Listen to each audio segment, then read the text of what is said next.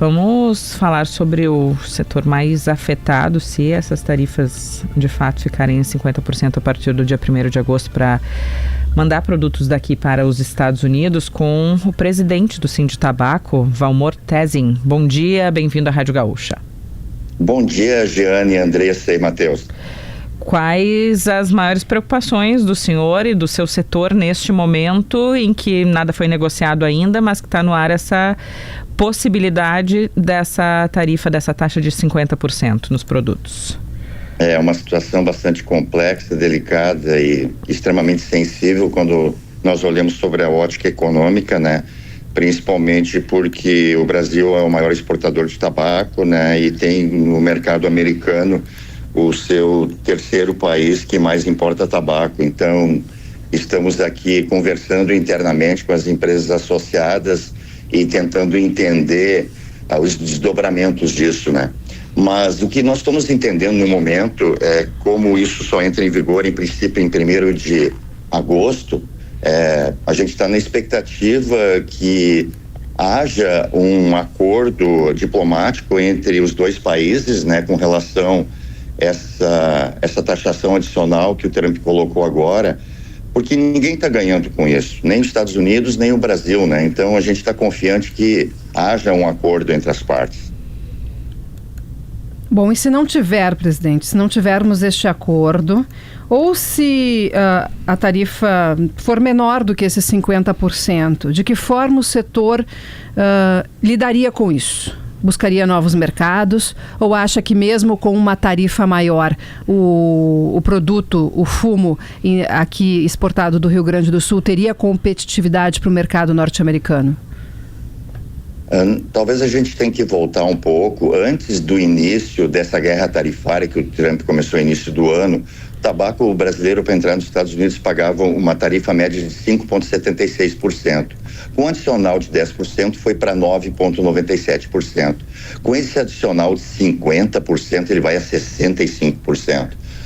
Ainda é difícil de mensurar, mas possivelmente o Brasil não será mais competitivo para o mercado norte-americano. Agora, se nós olharmos sobre uma outra ótica, que nos últimos anos há uma demanda muito grande de tabaco e o Brasil não tem conseguido atender as indicações dos clientes, eu não vejo que esse volume de 38 mil toneladas que o Brasil exporta anualmente para os Estados Unidos seja difícil de colocar no restante do mundo.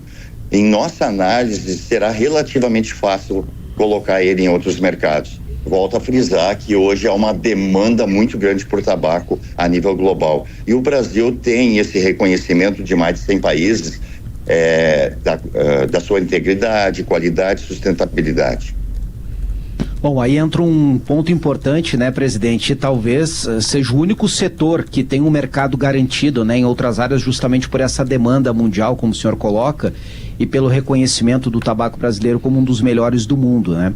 Eu queria que o senhor enfatizasse um pouquinho para o nosso ouvinte entender qual é a relevância do tabaco hoje na matriz do agronegócio do Rio Grande do Sul, tendo em vista também que foi uma das poucas culturas não prejudicadas pela estiagem, ou pouco prejudicadas, né, pela estiagem e também pela enchente do ano passado.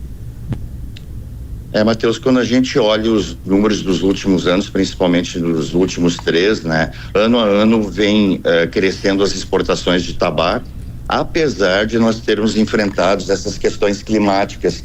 Mas o tabaco é a cultura que provavelmente menos sofreu com as estiagens, com as enchentes. Talvez em função do período de plantio, que sempre conseguiu fugir um pouco dessas questões climáticas. Mesmo assim, no ano passado a gente teve uma perda de 17% em volume, mas conseguimos manter a casa de 500 milhões de toneladas exportadas, garantindo aí divisas em torno de 3 bilhões de dólares. Quando nós olhamos esse ano, que a gente tem uma safra de tabaco praticamente normal, voltamos ao volume de 700 mil toneladas, já os números até junho de exportação já se mostram que, por incrível que pareça, o tabaco está em número 1 nas exportações do estado do Rio Grande do Sul, à frente do complexo soja. Mas nós acreditamos que até o final do ano a gente caia para a 2ª posição novamente. O senhor falou sobre se perder esse espaço nos Estados Unidos, essa competitividade tem como buscar em outros países do mundo. O que é possível mapear e também o que o senhor espera da negociação do Brasil daqui para frente? O seu Cláudio Bier há pouco usou conosco aqui o termo que não vai mais ter ganha-ganha, vai ser perde-perde se continuar dessa forma. O que o senhor espera para que essa situação seja revertida?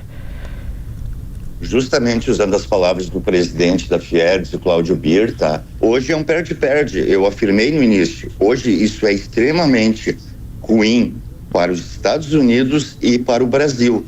Então, o que nós esperamos é que haja uma saída diplomática entre as duas nações até o dia 1º de agosto, para que ambas as nações não tenham que enfrentar essas questões que foram impostas aí desde ontem, né?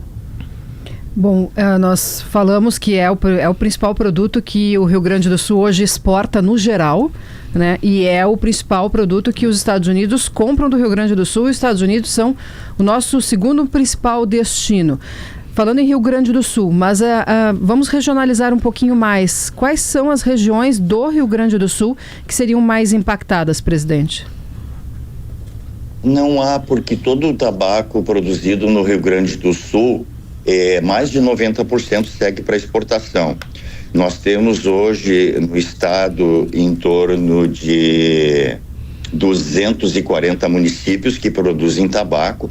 Todo esse tabaco que é produzido no sistema integrado com 65 mil produtores, ele segue para as fábricas que estão instaladas principalmente em Santa Cruz, Venâncio Soares e Veracruz. Ele é processado e a maior parte, como eu já falei, 90% vai para o mercado internacional. No ano passado exportamos para 113 países, que deve se repetir esse ano novamente.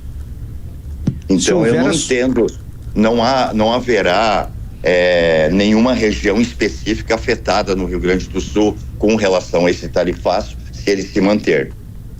Sim. Se houver a substituição de mercado, presidente, o senhor disse que outros países podem absorver a demanda, mas aí eu lhe pergunto sobre o preço, a valorização do tabaco, se ele seria tão valorizado em outros países como nos Estados Unidos, ou se este é um ponto de atenção. E também que o senhor explicasse um pouquinho dessa peculiaridade, né, do setor de tabaco na lavoura, que não é um setor que tem grandes propriedades, pelo contrário, são pequenas e que geralmente tem um retorno no campo, né, de valor agregado melhor para o pequeno produtor.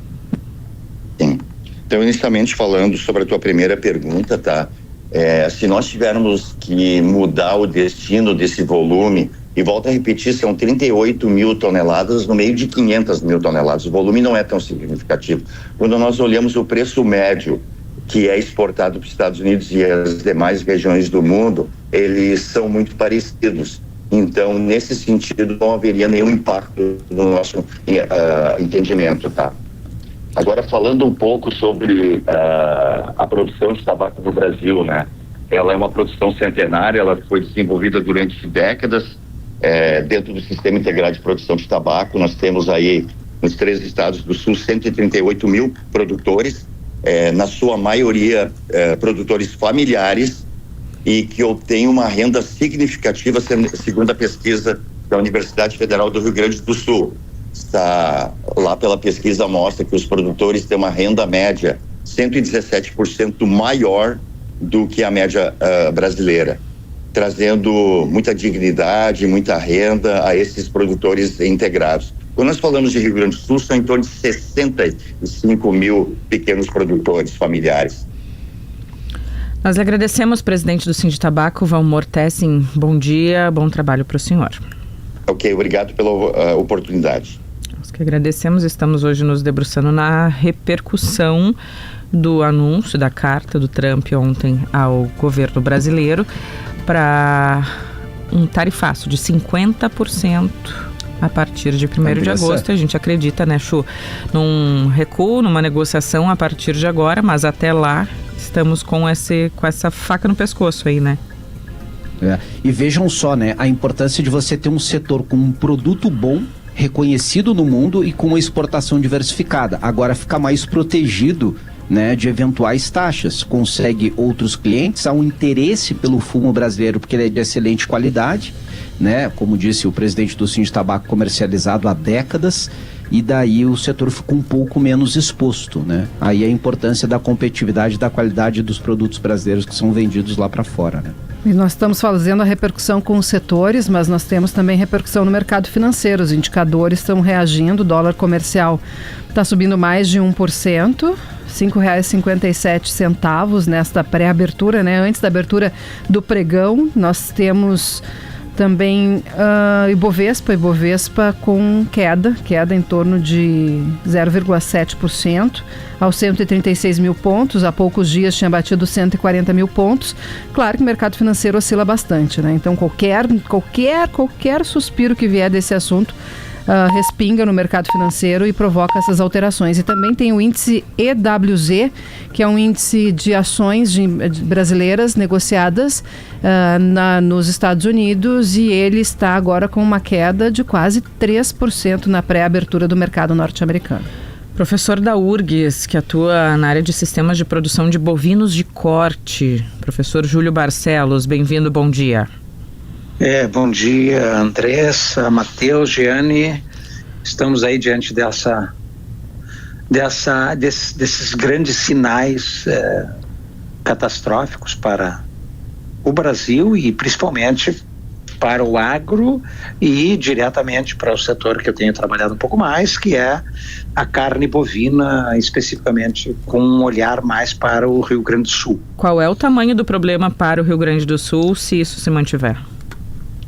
Bem, nós precisamos enxergar isso em duas perspectivas. A primeira perspectiva é que o Rio Grande do Sul, embora não seja um grande exportador de carne bovina para os Estados Unidos, ele tem duas plantas, duas indústrias habilitadas e operando, ou seja, vendendo.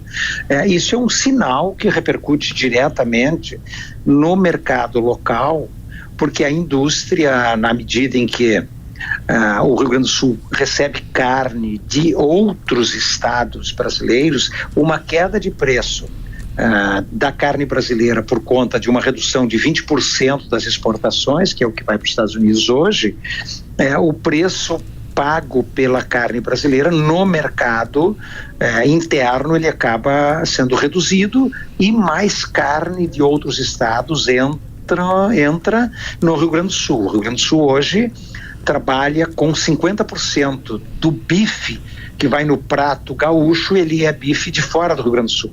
A outra parte é gaúcha. Então, chegando mais carne de outros estados, deprime os preços no mercado interno, então isso acaba prejudicando o produtor do estado do Rio Grande do Sul, que vinha recém se recuperando de 5 anos de dificuldades climáticas e de uma queda de preço muito significativa. Então esta é a primeira perspectiva, tanto é verdade que hoje uma indústria gaúcha já anunciou, estamos saindo das compras de boi esta semana. Então isso é um efeito imediato e prejudica todos os investimentos e expectativas que vinham sendo esperadas nesta época do ano. Do ponto de vista do consumidor, professor, porque há sempre aquela perspectiva de que vai exportar menos, vai sobrar mais produto aqui, vai cair preço. Essa. Eu estava trabalhando em aula agora, quando recebi a sua ligação, os alunos dizem assim, mas agora vai ficar mais fácil para o consumidor. Sim, é verdade. Poderá ter uma redução de preços para o consumidor gaúcho, não há dúvida nenhuma. Mas nós já temos observado por outras experiências e outras conjunturas semelhantes de que nem sempre há um repasse direto no varejo para o consumidor. As margens para o consumidor demoram um pouco a serem apropriadas e isto no curto prazo poderá acontecer, mas nós sempre precisamos olhar mais adiante e olhar países que tiveram situações semelhantes, como a Argentina, por exemplo, quando ela fez uma intervenção no mercado e freou as exportações, num período relativamente curto, houve um desestímulo à produção lá dentro da porteira e isso acabou repercutindo, teve um efeito totalmente contrário, aumentando no curto prazo de uma forma muito forte para o consumidor. Então há necessidade de um equilíbrio entre toda esta cadeia produtiva para que o consumidor, que é o que mais interessa lá na ponta final, não acabe pagando uma conta que no momento ele poderia se beneficiar, mas no futuro isto não é verdade, sempre há repercussões negativas para o consumidor. Nós falávamos há pouco, professor, com o setor do tabaco, que relatava um interesse grande de outros países em absorver uma eventual demanda, né, dos Estados Unidos. No caso da proteína animal, também a carne brasileira desperta interesse de outros países que poderiam absorver a demanda de produtos que deixariam de ir para os Estados Unidos, ou o cenário é diferente? As carnes, de uma maneira geral, e a carne bovina em particular, não é um produto que tenha muitos produtores no mundo. Hoje, praticamente 10 países vendem, 10 países compram a maior parte da carne que, desculpe a expressão, que passeia de navio de um lado para o outro. Conquistar o mercado americano foi muito importante para o Brasil, porque o preço pago pelos Estados Unidos, a carne brasileira, ele é em torno de 30% a 40% acima do preço do maior cliente brasileiro, que é a China. Então, nós estamos, vamos simplificar, deixando de vender 20% do nosso produto para um cliente que remunera bem e que dá um status muito importante para o Brasil chegar em outros mercados. Por exemplo, o mercado japonês, que não é no curto prazo, mas que é muito olhado pelo Brasil. Então, o Sudeste Asiático tem uma grande oportunidade para a carne brasileira, mas que ainda depende de outras negociações. Então, realocar este volume de carne, que hoje, vamos simplificar para o ouvinte compreender, seria em torno de 200 mil toneladas, isso seria mais ou menos quase que a metade de toda a carne bovina produzida pelo Rio Grande do Sul está indo para os Estados Unidos. Não é o caso, não é o Rio Grande do Sul, é o país que exporta, mas só para o nosso ouvinte compreender de uma forma mais simples isso. Realocar isso em outros mercados não é tão simples, porque são contratos de médio e longo prazo, depende de habilitações das indústrias brasileiras e também possivelmente estaríamos redirecionando mais países que remuneram por um valor muito inferior ao que está sendo praticado hoje para os Estados Unidos. Então não é algo rápido, é algo de médio e longo prazo, ou seja, não é uma saída rápida, porque também não há realocar 200 mil toneladas de carne não é tão fácil assim, porque precisa de público consumidor. E não tem. A China, por exemplo, não absorveria, ao contrário, a China manteve suas importações e inclusive reduziu os preços pagos no último ano, ou seja, claro que essa carne ficará parte no mercado interno, parte será realocada, mas por valores muito inferiores. Lhe agradeço, professor da URGS, Júlio Barcelos. Bom dia e bom trabalho para o senhor.